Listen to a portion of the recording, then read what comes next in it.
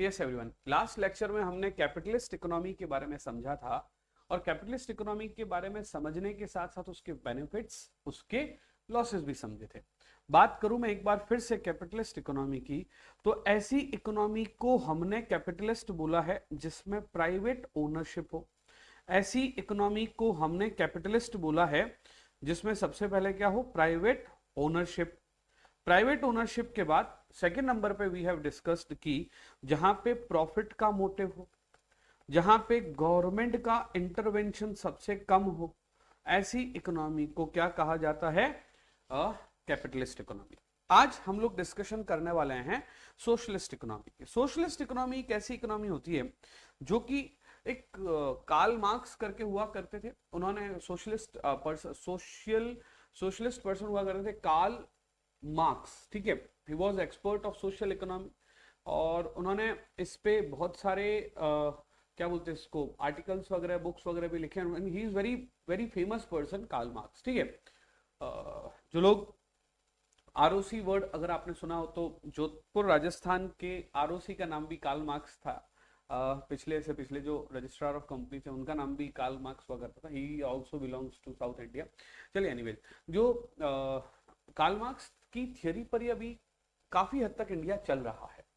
अगर आप कहेंगे कि सर कैसे, तो समझना, कार्ल मार्क्स ने अपने टाइम पे कहा था कि अमीरों से पैसे लो और गरीबों में बांट दो।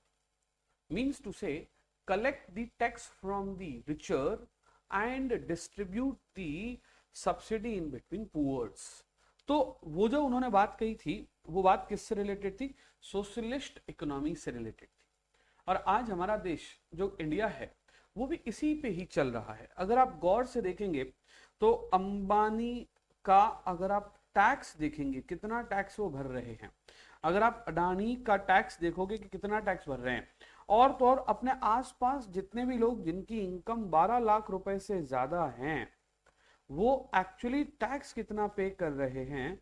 अगर आप इस चीज को देखोगे, इस चीज को आप समझोगे कि वो कितना टैक्स पे कर रहे हैं, तो यू विल फाइंड कि जितना अमाउंट ऑफ टैक्स वो गवर्नमेंट को पे कर रहे हैं ना, जितना अमाउंट ऑफ टैक्स वो गवर्नमेंट को पे कर रहे हैं, वो टैक्स का पैसा अल्टीमेटली कहां जा रहा है, प्राइवेट लोगों के पास सब्सिडी के रूप में जा रहा है। वो टैक्स का पैसा किसके पास जा रहा है, वो किसानों के पास सब्सिडी के रूप में जा रहा है।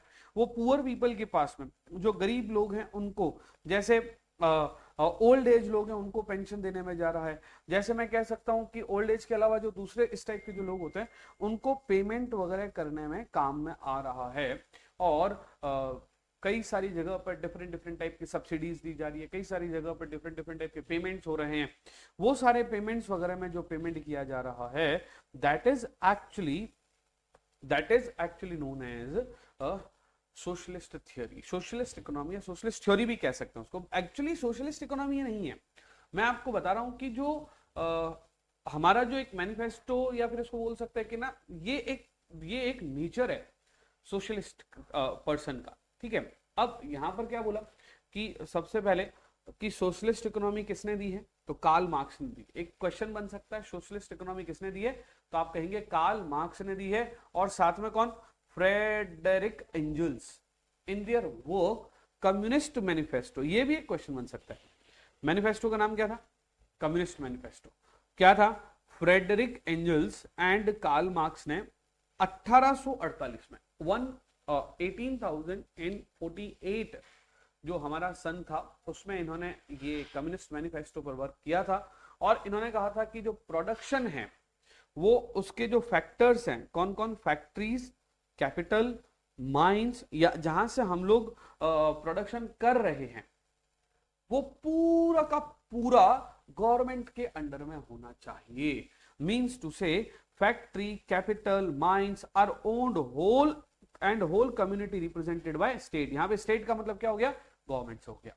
मतलब ये बोल रहा है फैक्ट्री का मालिक कौन हो, गवर्नमेंट हो। ये क्या बोल रहा है, कैपिटल का मालिक कौन हो, गवर्नमेंट हो। ये क्या बोल रहा है, माइंस के भी मालिक कौन हो, गवर्नमेंट। आप कहेंगे कि सर गवर्नमेंट ही सब ये काम करेगी, देश कौन चलाएगा। तो उन्होंने कहा कि सोशलिस्ट इकोनॉमी यही होती है, सोशलिस्ट इकोनॉमी यही होती है जहां पर ये सारा का सारा काम कौन कर रहा हो, कंट्री के लोग कर रहे हो, हमारी कंट्री खुद कर रही हो। ऐसी इकोनॉमी को इन्होंने सोशलिस्ट इकोनॉमी कहा है।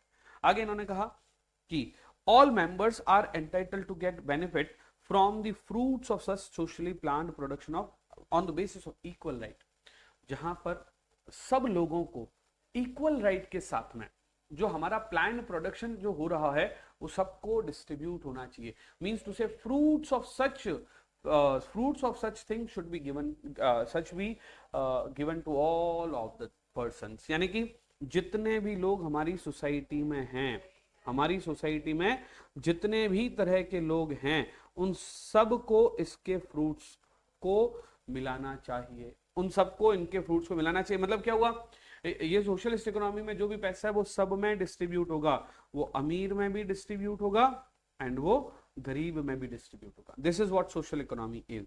आगे इन्होंने कहा इस तरह की इकोनॉमी को कमांड इकोनॉमी कहा जाता है या फिर सेंट्रली प्लान्ड इकोनॉमी कहा जाता है. सोशलिस्ट इकोनॉमी का दूसरा नाम क्या हो गया, कमांड इकोनॉमी. और अब देखो यहाँ पे वन लाइनर क्वेश्चंस क्या क्या बन रहे हैं वो समझ लेना आप लोग. सोशलिस्ट इकोनॉमी को कमांड इकोनॉमी भी कहा गया है, सोशलिस्ट इकोनॉमी को सेंट्रली प्लान्ड इकोनॉमी भी कहा गया है. दूसरे नंबर पे मैं कह रहा हूँ जितने भी मेंबर्स हैं उनको इसका बेनिफिट मिलना चाहिए, जितने भी मेंबर्स हैं सोसाइटी के उनको इनका बेनिफिट मिलना चाहिए. यहाँ पर सेंट्रली प्लान्ड अथॉरिटी जो होती है वो गवर्नमेंट हो गई. अब गवर्नमेंट जो है, गवर्नमेंट का रोल है वो सबको इक्वल डिस्ट्रीब्यूशन करेगा. इसमें मार्केट का कोई फोर्स नहीं है कि भैया जो ज्यादा पैसे देगा उसको हम देंगे, ना ना ना ना, बिल्कुल भी नहीं. मार्केट का इससे किसी भी तरह से कोई भी लेना देना नहीं है. मींस टू से इस तरह की इकोनॉमी में, सेंट्रली प्लान्ड इकोनॉमी में मार्केट का कोई फोर्स कवर नहीं होगा. अलोकेशन ऑफ रिसोर्सेज में, अलोकेशन ऑफ रिसोर्सेज में सबका बराबर बराबर हाथ रहेगा. ये यहां पे समझाने की कोशिश की जा रही है. आगे इन्होंने कहा under socialist economy production and distribution of goods are aimed at maximization of welfare of community as a whole. Some important characteristics of economy are as under. इन्होंने बोला कि जो सोशलिस्ट इकोनॉमी होगी, जो सोशलिस्ट इकोनॉमी होगी उसमें production और distribution of goods are aimed at maximization of the welfare of community as a whole. मतलब कि सुनो मेरी बात सुनो, अब एक्चुअली फीचर्स में आ रहे हैं हम लोग, है ना, फीचर्स में आ रहे हैं हम लोग. तो ये कहना चाह रहा है कि जो प्रोडक्शन है और डिस्ट्रीब्यूशन है गुड्स का, है ना, ये कैसे होएगा वो बता रहे हैं यहाँ पे कि गुड्स का प्रोडक्शन कैसे होएगा और गुड्स का डिस्ट्रीब्यूशन कैसे होएगा. तो सबसे पहले इसने बोला कलेक्टिव ओनरशिप. मैं आपको अभी बताने वाला हूं, ये बात अभी फेल होने वाली है. कलेक्टिव ओनरशिप का मतलब क्या हुआ, जैसे एक्चुअली कलेक्टिव बोलने की कोशिश नहीं करा है, ये तो बोल रहा है कि जो गवर्नमेंट है वही ओनर होगी. आप पूरा पैराग्राफ पढ़ोगे तो आपको एहसास होगा कि जो हमारा स्टेट है, हमारी जो गवर्नमेंट है वही उसकी ओनर है. तो क्या कहने की कोशिश की जा रही है, there is collective ownership of all means of production except small farms, workshop and trading firms which may remain in private hands. मतलब कि वैसे देखा जाए तो कलेक्टिव ओनरशिप का मतलब तो इन्होंने बताया कि पूरा जो ओवरऑल जो प्रोडक्शन है वो किसके पास रहना चाहिए, गवर्नमेंट के पास. लेकिन आगे इसने बोला एक्सेप्ट स्मॉल फार्म्स, एक्सेप्ट क्या बोला, small farms, workshop, trading firms which में रिमेन इन प्राइवेट हैंड्स. मतलब ये तो रहेगी प्राइवेट हैंड्स में और बाकी सब किसके पास रहेगा, ट्रेडिंग फर्म्स, वर्कशॉप और स्मॉल फर्म्स, ये किसके पास में रहेगा, प्राइवेट के पास में. बाकी ओवरऑल इकोनॉमी में जितनी भी चीजें हैं सब किसके पास रहेगी, गवर्नमेंट के पास. वैसे देखा जाए तो ज्यादातर तो गवर्नमेंट के पास रह रहा है. मैं यही कहने की कोशिश कर रहा हूँ कि ज्यादातर जो है वो गवर्नमेंट के पास रहेगा. ठीक है, कोई छोटे मोटे कोई वर्कशॉप और ये जो कारखाने होते हैं वो किसके पास आ गए, प्राइवेट हैंड्स में आ गए. आगे इसने कहा कि सोशल ओनरशिप होने की वजह से प्रॉफिट मोटिव या सेल्फ इंटरेस्ट नहीं है. ना तो प्रॉफिट मोटिव है और ना ही हमारा सेल्फ इंटरेस्ट है, ना तो प्रॉफिट मोटिव है और ना ही हमारा सेल्फ इंटरेस्ट है. तो आगे इसने कहा कि जो सोशलिस्ट इकोनॉमी है उसमें कोई भी तरह का सेल्फ इंटरेस्ट या सोशल ओनरशिप नाम की चीज नहीं होने वाली है. सो अल्टीमेटली अगर हम लोग देखें तो कलेक्टिव ओनरशिप वर्ड का मतलब ज्यादातर कलेक्टिव ओनरशिप नहीं है. वैसे देखा जाए तो प्रैक्टिकली देखा जाए तो ज्यादा मींस ऑफ प्रोडक्शन जो है वो किसके पास रहेंगे, गवर्नमेंट के पास. प्रॉफिट मोटिव नहीं होगा, प्रॉफिट मोटिव गवर्नमेंट का नहीं होता है, बाकी सबका तो प्रॉफिट मोटिव ही रहता है. ठीक है, सेल्फ इंटरेस्ट भी ज्यादा नहीं रहेगा. तो इकोनॉमिक एक्टिविटी या मार्केट इकोनॉमी जो है वो उसी तरह से चलेगी जैसे कि मार्केट इकोनॉमी उसी तरह से चलेगी जैसे कि अपना यूजुअली काम चलता है. Right right everyone, okay. अरे यार ये क्या हो गया, एक सेकेंड. यस, उसके बाद अगला पॉइंट है अपना economic planning. I am repeating my words, अगला पॉइंट अपना क्या है, इकोनॉमिक प्लानिंग। अभी जब हमारा मोटिव प्रॉफिट है ही नहीं, तो सिंपल सी बात है, जब हमारा प्रॉफिट मोटिव है ही नहीं तो हमारा काम कैसे चलेगा, राइट है। तो क्योंकि प्रॉफिट मोटिव नहीं है, इसलिए हम लोगों को देखते हुए, जनता को देखते हुए, पब्लिक को देखते हुए, पब्लिक इंटरेस्ट में काम करने वाला है। किस में काम करने वाले हैं, पब्लिक इंटरेस्ट में, जनता के लिए काम करने वाले, ठीक है। तो उस गोल को कहा जाता है सोशली इकोनॉमिक, सोशियो इकोनॉमिक गोल। मतलब क्या होगा, हमें कौन से गोल्स को पूरा करना है, सोशियो इकोनॉमिक गोल्स को पूरा करना है इकोनॉमिक प्लानिंग के अंडर।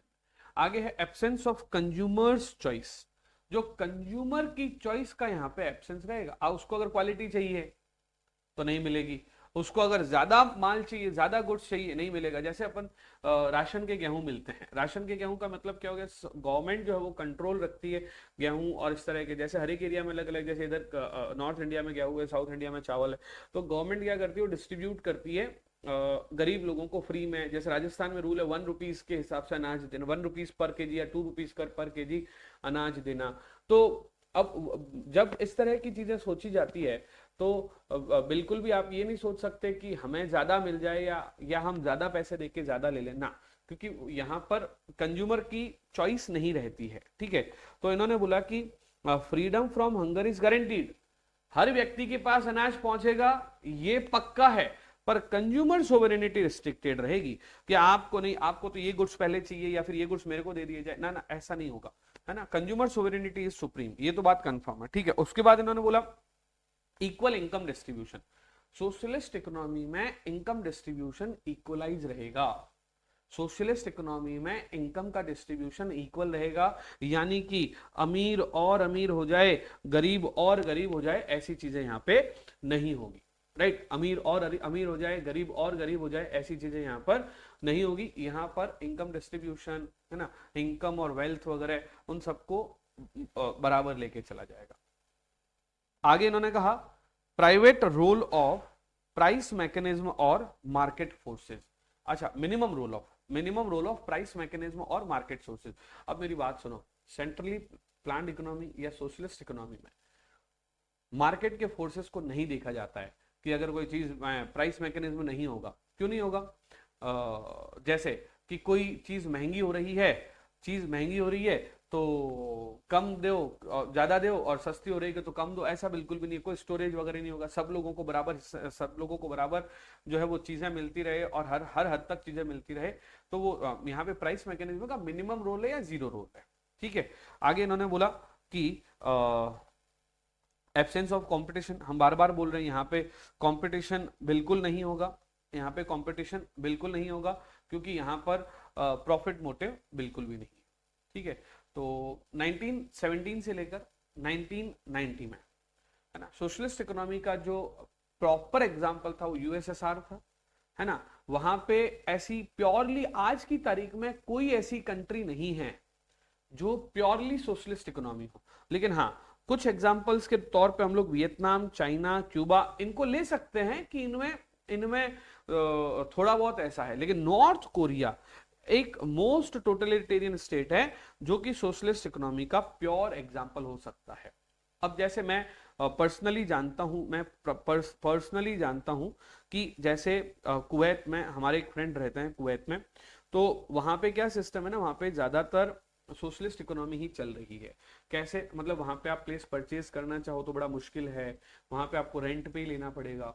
उसके अलावा वहां पे टैक्स नाम की कोई चीज नहीं है। गवर्नमेंट जो है वो कुवैत का पैसा, कुवैत की इकोनॉमी कैसे चलती, कुवैत में तेल के भंडार है, तो वहां से तेल निकलता है, जो क्रूड ऑयल होता है वो बहुत भारी मात्रा में निकलता है। वो क्रूड ऑयल कुवैत बाकी देशों को सेल कर देता है, और जब कुवैत बाकी देशों को क्रूड ऑयल सेल करता है, जब कुवैत बाकी कंट्रीज को क्रूड ऑयल सेल करता है, उससे जो उसकी इनकम होती है, क्रूड ऑयल से उसकी जो इनकम होती है, उसी इनकम को वो डिस्ट्रीब्यूट कर देता है अपने देश के सिटीजन्स के बीच में।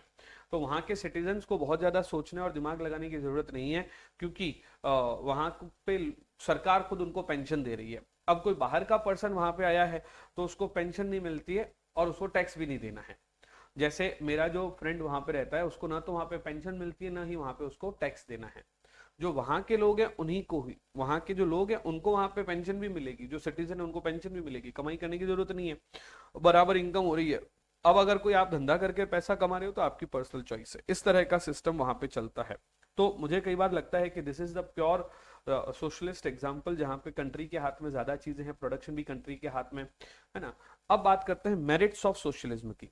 तो इन्होंने कहा कि equitable distribution of wealth, income and provision of equal opportunities for all help to maintain economic and social justice. यानी कि इकोनॉमिक और सोशल जस्टिस को मेंटेन करने के लिए, I repeat my words, economic and social justice को maintain करने के लिए, है ना, कहां गए, यस, इकोनॉमिक और सोशल जस्टिस को मेंटेन करने के लिए सोशलिस्ट इकोनॉमी सबसे बेस्ट मेरिट है। हम फायदे ढूंढ रहे हैं हम लोग, है ना।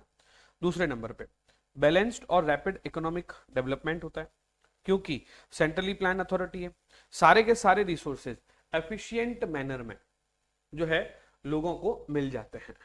सोशलिस्ट इकोनॉमी की अगर अगली बात करें तो क्योंकि ये प्लान्ड इकोनॉमी है तो रिसोर्सेज का बेटर यूटिलाइजेशन होगा, क्योंकि मैक्सिमम प्रोडक्शन होएगा, है ना, मैक्सिमम प्रोडक्शन होएगा, जो प्रोडक्शन होएगा वो अमीर गरीब को नहीं देखना है, सबको इक्वल डिस्ट्रीब्यूशन कर देंगे, और बेस्ट यूटिलाइजेशन जो होगा वो वैसे ही होएगा।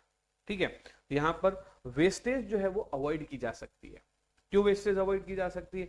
क्योंकि इकोनॉमिक प्लानिंग को स्ट्रिक्ट कर दो, कंपटीशन है नहीं, तो रिसोर्सेज का वेस्टेज और जैसे एडवर्टीजमेंट, सेल्स प्रमोशन, ये तो करना ही नहीं है ना, डायरेक्टली लोगों के पास अपने आप ही चीजें पहुंचती रहेगी। तो this is why we can say socialist economy is a planned economy, और in this economy many of things can be avoided. आगे है, in a planned economy unemployment is minimized, है ना, अनएम्प्लॉयमेंट मिनिमाइज्ड होता है, business functions are eliminated and stability is brought about and maintain. Stability भी maintain रहती है ना, स्टेबिलिटी भी मेंटेन रहती है, और प्लान्ड इकोनॉमी में अनएम्प्लॉयमेंट को मिनिमाइज भी किया जा सकता है। राइट, नेक्स्ट इन्होंने बोला यहाँ पे प्रॉफिट मोटिव है ही नहीं। मैं बार बार कह रहा हूं, सोशलिस्ट इकोनॉमी में प्रॉफिट के बारे में नहीं सोचा जाता है।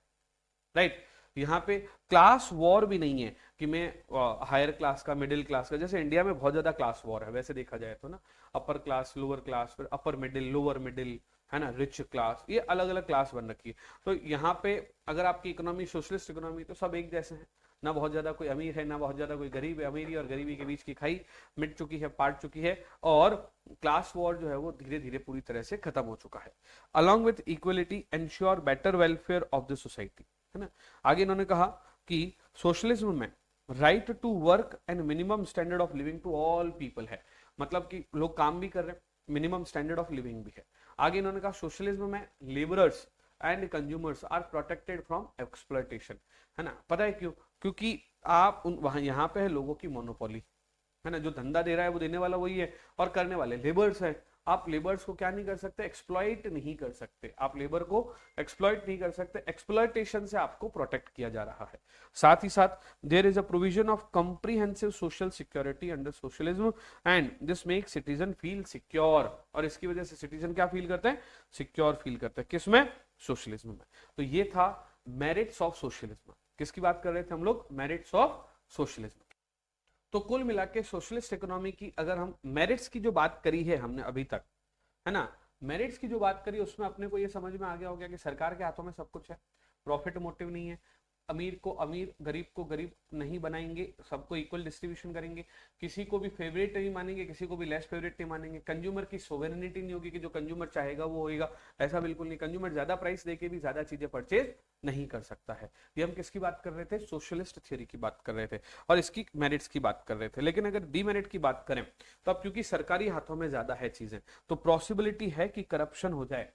जब देश में क्रूड ऑयल की कमी आई, है ना, तो सिलेंडर के भाव बढ़ने शुरू हो गए, लोगों ने ब्लैक मार्केटिंग करनी शुरू कर दी।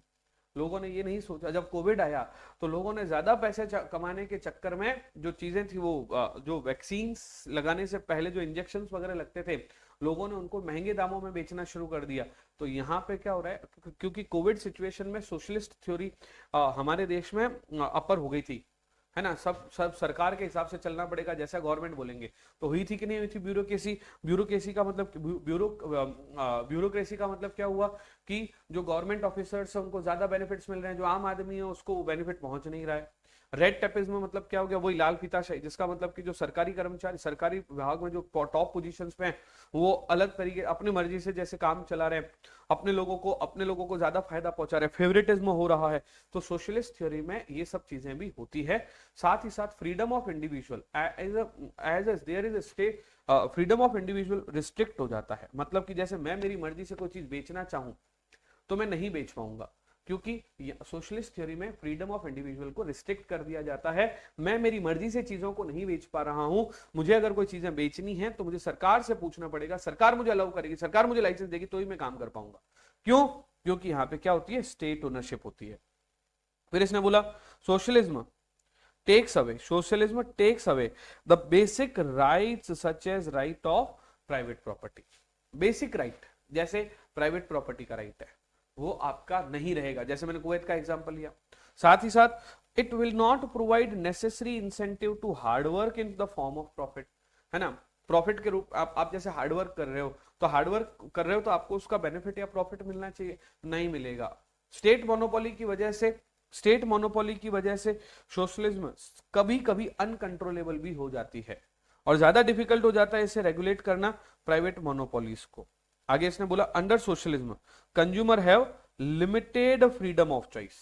कंज्यूमर के पास में फ्रीडम ऑफ चॉइस लिमिटेड रहती है, ठीक है। नेक्स्ट इसने बोला no importance is given to the personal efficiency and productivity. Personal efficiency और प्रोडक्टिविटी को इंपोर्टेंस नहीं दी जाती है। Labourers are not rewarded according to their efficiency. Labour को अपनी एफिशिएंसी के अकॉर्डिंगली रिवॉर्ड नहीं मिलता है, जितना पैसा उसका बनता है। कैपिटलिज्म में क्या होता है, कई बार कंपटीशन हो जाता है ना। अब हर एक को अपना अपना प्रॉफिट कमाना है, तो हर बार ऐसा होता नहीं है कि मेरे को भी लेबर मिल जाए आपको भी लेबर मिल जाए। अगर मान लीजिए मेरे को लेबर मिला आपको लेबर नहीं मिला तो आप प्रोडक्शन ही नहीं कर पाओगे। अब प्रोडक्शन ही नहीं कर पाओगे तो सेल कैसे करोगे, सेल नहीं कर पाओगे तो फिर फायदा कैसे कमाओगे। तो यहाँ पे क्या होता है, कई बार लेबर के रेट बढ़ जाते हैं, लेबर को ज्यादा पैसे मिलने शुरू जाते हैं, लेकिन यहाँ लेबर को इंपॉर्टेंस नहीं दी जाती है। आगे इन्होंने बोला this act as disincentive to the work. इसकी वजह से लेबर को डिसइंसेंटिव का भी सामना करना पड़ता है। एक्सट्रीम फॉर्म ऑफ सोशलिस्ट जो है वो प्रैक्टिकली पॉसिबल नहीं है। सोशलिस्ट थ्योरी का कहीं कहीं पे मिक्स तो हमें दिख रहा है ना, पर अभी तक बहुत ज्यादा ऐसी प्योर सोशलिस्ट इकोनॉमी जो हमारे आसपास कहीं पे भी अवेलेबल नहीं है। अच्छा, आप अगर पूछेंगे कि प्योर सोशलिस्ट इकोनॉमी कौन सी थी, तो शायद मैं कह दूंगा कि जो राजाओं का राज हुआ करता था that was pure socialist economy. जो राजा महाराजाओं का राज था that was pure socialist economy. अब हम बात करते हैं किसकी, नेक्स्ट वाले पार्ट की, जिसका नाम है द मिक्स्ड इकोनॉमी। क्या नाम है इसका? The mixed economy. Are you ready for mixed economy? Can we start now mixed economy now? Yes, start करते हैं मिक्स्ड इकोनॉमी। तो मिक्स्ड इकोनॉमी की बात करें तो ऐसी इकोनॉमी जहां पर कौन कौन है, कैपिटलिस्ट भी है और साथ साथ कौन है, कैपिटलिस्ट के साथ साथ कौन है भाई साहब, सोशलिस्ट भी है। तो जहां कैपिटलिस्ट और सोशलिस्ट दोनों मिल जाए उस इकोनॉमी को किस नाम से बुलाया जाएगा? Mixed economy. किस नाम से बुलाया जाएगा? Mixed economy. मींस टू से ऐसी इकोनॉमी का वो पार्ट जहां पे मार्केट और गवर्नमेंट दोनों मिलके काम कर रहे हैं। कुछ पार्ट तो गवर्नमेंट के पास है और कुछ पार्ट मार्केट के पास है। अब कुछ पार्ट मार्केट, जैसे अपन इंडिया में देखें तो रेलवे किसके पास है? मार्केट के पास है। लेकिन लोहा, चांदी, सोना, प्लास्टिक, सॉफ्टवेयर, ये सब किसके पास है? मार्केट के पास है। तो गवर्नमेंट के पास रेलवे है, गवर्नमेंट के पास इलेक्ट्रिसिटी है, गवर्नमेंट के पास में और भी कुछ चीजें हो सकती है जो प्योरली गवर्नमेंट या गवर्नमेंट कंट्रोल्ड है। बट कुछ चीजें ऐसी है जो गवर्नमेंट से नहीं, गवर्नमेंट के कंट्रोल में या गवर्नमेंट से अलग है, तो उसको हमने कहा मार्केट और दूसरा हमने कहा गवर्नमेंट। तो गवर्नमेंट और मार्केट जब मिलके काम करता है, आई रिपीट माय वर्ड, जब गवर्नमेंट और मार्केट जब मिलके काम करता है तो ऐसी इकोनॉमी के नेचर को क्या कहा गया है? Mixed economy. क्या कहा गया है? Mixed economy. अब समझना, मिक्स्ड इकोनॉमी के अंदर क्या होता है, एक ऐसा सिस्टम डेवलप हो जाता है, एक ऐसा सिस्टम डेवलप हो जाता है जिसमें कि दोनों इकोनॉमी के फीचर्स कवर हो जाते हैं, दोनों इकोनॉमी के फीचर्स कवर हो जाते हैं। और जो द मार्केट इकोनॉमी है उसको एक्सक्लूड करते टाइम, जो मार्केट इकोनॉमी है उसको एक्सक्लूड करते टाइम, मतलब ये समझो कि गवर्नमेंट भी और मार्केट भी है इसमें, ठीक है। तो बेनिफिट भी होंगे और नुकसान भी होंगे, कुछ मेरिट्स होंगे और कुछ डीमेरिट्स भी होंगे। इन्होंने आगे कहा, it appreciate the advantage of private enterprise and private property with their emphasis on self interest and profit motive. मतलब कि प्राइवेट का भी हो गया और प्राइवेट मोटिव भी कवर हो गया और क्या बोलते हैं इसको, ये वाला मोटिव भी साथ में कवर हो गया। आगे इन्होंने कहा कि for this purpose government itself must run an important and selected industry and eliminate the free play of profit motive and self interest. Government क्या करती है, जान पूछ के मिक्स्ड इकोनॉमी में दोनों को साथ में लेके चलती है। कुछ इकोनॉमी में तो रखती है खुद का कंट्रोल, अब रेलवे को अगर प्राइवेट हाथों में दे दिया तो कितना महंगा पड़ेगा। वही बात होगी हमारे साथ में, जो आज हमारे साथ में सिम में हो रही है। आज मोबाइल फोन में आपकी जो सिम है, उस सिम के रिचार्ज का हमें जितना पैसा देना पड़ रहा है, क्या सच में बीएसएनएल अकेला था तो इतना पैसा देना पड़ रहा था? बिल्कुल भी नहीं। जैसे जैसे समय बढ़ा, जैसे जैसे चीजें बदली, तो बीएसएनएल के साथ साथ एयरटेल, एमटीएनएल, रिलायंस, जियो और वोडाफोन, पहले वोडाफोन था, आइडिया था, फिर मिक्स होके वीआई बना, एयरसेल नाम की एक कंपनी थी, एयरटेल। तो ये सब जब मार्केट में एकदम खेल रहे थे तो ये इतने ज्यादा फ्री हो गए थे कि इन्होंने प्राइस बहुत ज्यादा हाई कर दी। तो ये एक सोशलिस्ट इकोनॉमी अगर रहती है, सरकार के हाथों में चीजें रहती है, तो चीजें थोड़ी सस्ती मिलती है। अब देखा जाए तो ये बहुत ज्यादा बेसिक नेसेसिटी भी नहीं और है भी, तो अब इसकी प्राइसेस जो है वो क्या होती है, वेरिएशन होते होते अभी इतनी ज्यादा हो गई है कि हो सकता है कि आने वाले समय में ये 1000 रुपए एक रिचार्ज के लगे, मतलब 300 से 400 रुपए हर महीने हमें खर्च करने अभी भी पड़ रहे हैं ऑन एन एवरेज। तो अगर घर में 5 मोबाइल है, अगर 5 लोगों के पास मोबाइल है, तो 1500 से 2000 रुपए हमें खर्च करने पड़ रहे हैं। तो गवर्नमेंट ने जैसे फ्री किया, मार्केट ने उसको रेट बढ़ा दिए, तो ये नेगेटिव है। लेकिन दूसरी तरफ आज हमें कहीं पे भी बैठ के 5G नेटवर्क मिल रहा है, ये पॉजिटिविटी है। पैसे दे के हमें चीज भी तो ले रहे हैं हम लोग, है ना। हम जहां पे भी जाके फोन पे बात कर सकते हैं, इंटरनेट हमारे को गांवों तक भी अवेलेबल हो गया है। क्यों? क्योंकि ये चीजें प्राइवेट सेक्टर के हाथ में आ गई है। तो मिक्स्ड इकोनॉमी के अपने फायदे भी है, मिक्स्ड इकोनॉमी के अपने नुकसान भी है, ठीक है। पहले क्या होता था कि मिक्स्ड इकोनॉमी होने की वजह से, जैसे सपोज करो कि कोई चीज के रेट अगर बढ़ रहे हैं तो गवर्नमेंट अपने कंट्रोल में ले लेती है, तो उसके रेट कंट्रोल में आ जाते हैं। तो गवर्नमेंट का थोड़ा बहुत इंटरफेरेंस भी रहता है और गवर्नमेंट का इंटरफेरेंस नहीं भी रहता है। आगे इसने बोला, private enterprises which has its own significance is also allowed to play positive role in mixed economy. ऐसे जो प्राइवेट एंटरप्राइजेस जिनका पॉजिटिव रोल है मिक्स्ड इकोनॉमी में, पॉजिटिव रोल है, तो वो काम करने के लिए अलाउ भी किए जा रहे हैं। लेकिन however state imposes necessary measures to control and to regulate the private sector to ensure that they function in accordance with welfare of objective of nation, right? तो इस तरह की चीजें हमें देखने को मिल रही है, ठीक है। तो वैसे देखा जाए तो थोड़े टाइम पहले ऐसा हुआ, कोविड आया, थोड़े टाइम, काफी टाइम हो गया, अब तो सालों साल बीत गए, कोविड आया। तो कोविड जब आया था तो सरकार को लगा कि कुछ चीजों के जो बेसिक नेसेसिटी के आइटम है उनके रेट बढ़ रहे हैं, तो गवर्नमेंट ने खुद नहीं उसको सप्लाई करना शुरू कर दिया ताकि रेट ना बढ़ा पाए।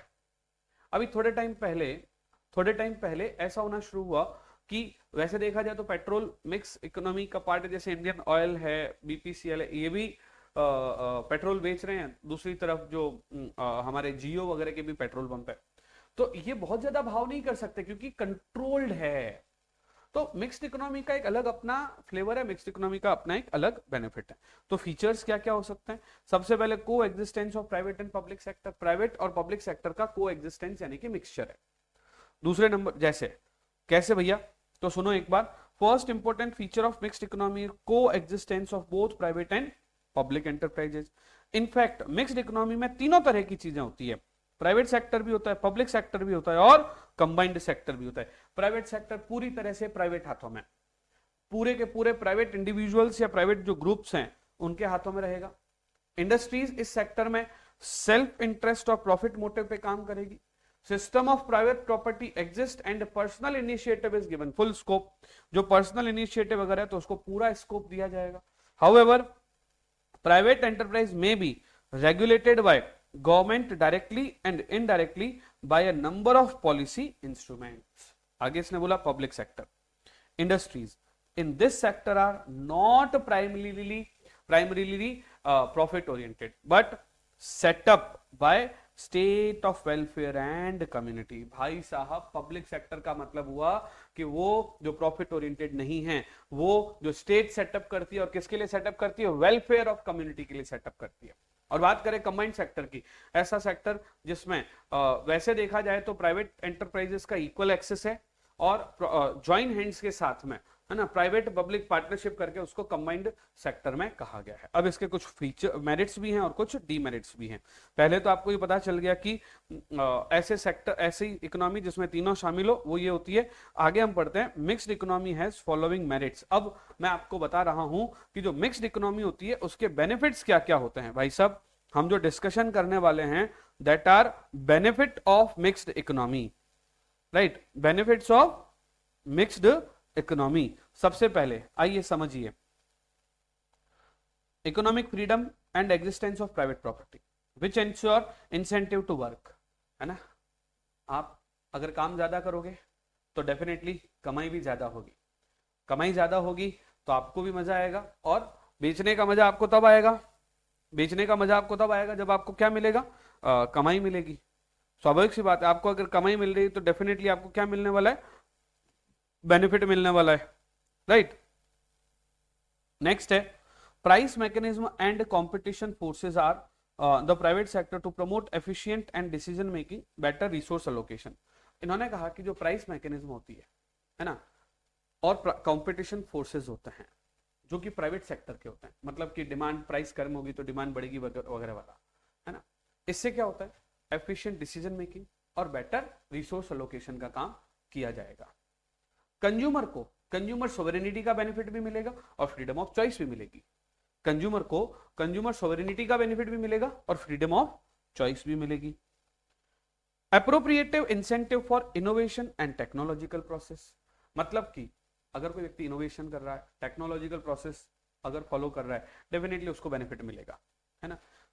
Encourages enterprise and risk taking, है ना। अगर मान लीजिए आप रिस्क टेकर हो, आप कौन हो, रिस्क टेकर, तो डेफिनेटली आपको इस चीज का बेनिफिट मिलेगा, आप उसकी कमाई भी कर पाओगे। Advantages of economic planning and rapid economic development on the basis of planned priorities. आगे इसने बोला comparatively greater economic and social equality and freedom from exploitation due to greater state participation and direction of economic activity. Next है disadvantages of cutthroat competition averted through government's legislative measure such as environment and labor regulation। जो cutthroat competition होता है वो उसका एक disadvantages, मतलब जैसे जो कट थ्रोट कंपटीशन क्या होता है कि मैं अगर कोई चीज 10 रुपए की बेच रहा हूं तो आप भी 10 रुपए की बेच रहे हो, मैंने 9.5 किया, आपने भी 9.5 कर दिए, और दोनों इस तरह से कंपटीशन में फंस रहे हैं कि हो सकता है कि हम लोग लॉस में चले जाएं, है ना। तो इसने कहा कि गवर्नमेंट और लेजिस्लेटिव मेजर्स की वजह से जो हमारे कट थ्रोट ऑफ कंपटीशन, उसको हम एवर्स यानी कि उसका उल्टा यानी कि हो जाएगा, यानी कि हम कट थ्रोट कंपटीशन से बच जाएंगे, ऐसा इन्होंने बोला। क्यों? क्योंकि वहां पे लेबर रेगुलेशंस भी हैं, एनवायरमेंट भी इस तरह से क्रिएट हो जाता है कि हमारे को कट थ्रोट कंपटीशन का नुकसान ना उठाना पड़े। तो मिक्स्ड इकोनॉमी हमेशा एक गोल्डन पाथ रहेगा।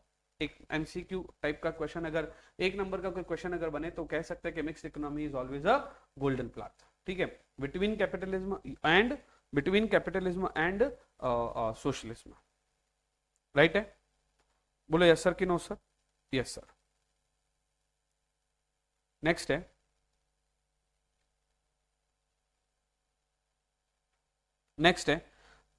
डीमेरिट्स। अब हम लोग डीमेरिट्स पॉइंट की तरफ पहुंच गए हैं। Now what is the meaning of demerits, right. Demerits word का मतलब होता है नुकसान। तो मिक्स्ड इकोनॉमी का एक सबसे बड़ा नुकसान है कि excessive controlled by state resulting in reduced incentive and constant growth of the private sector poor implementation of planning, higher rate of taxation, lack of efficiency, corruption, wastage of resources, undue delay in economic decision. अगर ये MCQ का paper है तो मान लो कि एक एक number की इतनी सारी चीजें जो है वो यहाँ पे आपको देखने को मिल रही है। एनीवेज, मैं आपको ये बताने की कोशिश कर रहा हूं कि जो मिक्स्ड इकोनॉमी होती है उसमें प्राइवेट सेक्टर के ग्रोथ को रोका भी जा सकता है बाय द गवर्नमेंट, क्योंकि कई चीजें ऐसी होती है जो गवर्नमेंट बेच रही है, कोई चीजें ऐसी होती है जो गवर्नमेंट बेच रही है, वो सस्ती बेच रही है, तो अब स्वाभाविक सी बात है कि प्राइवेट सेक्टर उसको बेच नहीं पाएगा। दूसरे नंबर पे ज्यादा गवर्नमेंट के कंट्रोल की वजह से प्राइवेट सेक्टर की ग्रोथ रुक जाती है। उसके अलावा प्लानिंग अगर हमारी प्रॉपर नहीं है या टैक्स रेट गवर्नमेंट ने ज्यादा लगा रखी है तो भी प्राइवेट सेक्टर उसके मजे नहीं ले पाएगा। जैसे अभी आज की तारीख में मैं कई सारे ऐसे अपने आसपास लोग देख पा रहा हूं, जिनके जीएसटी के नोटिसेज आ रहे हैं, जिनको गवर्नमेंट से बड़ी परेशानियां होनी शुरू हो गई क्योंकि वो नोटिसेज पे डील करें कि धंधा करें। वो बोल रहे कि हमारे सब कुछ सही चल रहा था, पता नहीं एक कोई पॉइंट में इधर उधर छोटा मोटा मिसिंग हो गया, उसकी वजह से नोटिस आ गया। अब वो नोटिस प्रिपेयर करवाने के लिए अपने 4 घंटे खराब कराए, तो व्यक्ति धंधा करेगा कि नोटिस का जवाब देगा? हाँ, जिन्होंने चोरी करी है, जो टैक्स की चोरी कर रहे हैं, उनको अगर उसका नुकसान उठाना पड़ रहा है कोई बात नहीं, बट उनको भी उठाना पड़ रहा है जिन्होंने टैक्स की चोरियां नहीं करी। Moreover, it is very difficult to maintain a proper balance between public and private sector.